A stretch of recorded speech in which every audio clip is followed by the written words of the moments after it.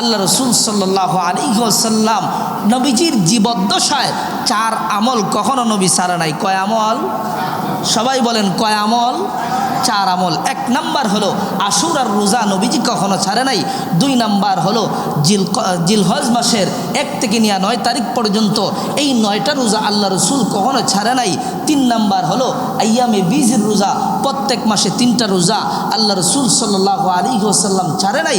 4 number হলো ফজরের নামাজের আগের যেই 2 রাকাত সুন্নত রয়েছে ওই 2 রাকাত সুন্নত আল্লাহ রসুল কখনো ছাড়ে নাই। সুবহানাল্লাহ। কিন্তু এমন মুসলমান আছে এই 4টা আমল জিন্দিগিতে কোনোদিনও করে নাই। আছে না নাই? অভাব নাই, খুঁজলে পাইবেন।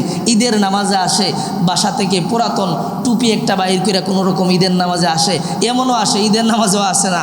আপনার জানাজার নামাজ যদি হয়, চাচা মারা গেছে, দাদা মারা গেছে, বাবা মারা গেছে, এই দেখা যায় ঘর থেকে বাহির কইরা পুরাতন টুপি একটা বা কারো দাঁড় কইরা টুপি একটা আইনা জানাজার নামাজে হাজির হয়। এমন মুসল্লি আছে না নাই? কথা বলেন না, আছে না নাই? আছে না নাই? শুধু নাই, এমন মুসল্লি অভাব নাই। এই জন্য এই 4 আমল আল্লাহ রসুল কখনো ছাড়ে নাই। এই 4 আমল আপনার আমার ধরার দরকার আসেনি? অবশ্যই। এবার আসুন আশুরার রোজা। আল্লাহ রসুল সাল্লাল্লাহু আলাইহি ওয়াসাল্লাম মক্কা থেকে যখন মদিনায় গেলেন, মদিনায় যায় দেখেন নবীজি ইহুদিরা আশুরার রোজা রাখতেছে। জিজ্ঞাসা করলেন তোমরা কিসের রোজা রাখো? তারা বলে আমরা আশুরার দিনে রোজা রাখি। কেন? বলে ওই দিনে আল্লাহর জলিলুল কদর পয়গম্বর নবী মুসা আলাইহিস সালাতু ওয়াস সালাম জালিম ফেরাউনের কবল থেকে আল্লাহ তাআলা ওই দিন নবী মুসা পয়গম্বরকে এবং নবী মুসা পয়গম্বরের উম্মতদেরকে ওই দিন আল্লাহ তাআলা মুক্তি দিয়েছিলেন। এজন্য আমরা শুকরিয়া আদায় স্বরূপ আমরা ওই দিনে রোজা রাখি। সুবহানাল্লাহ।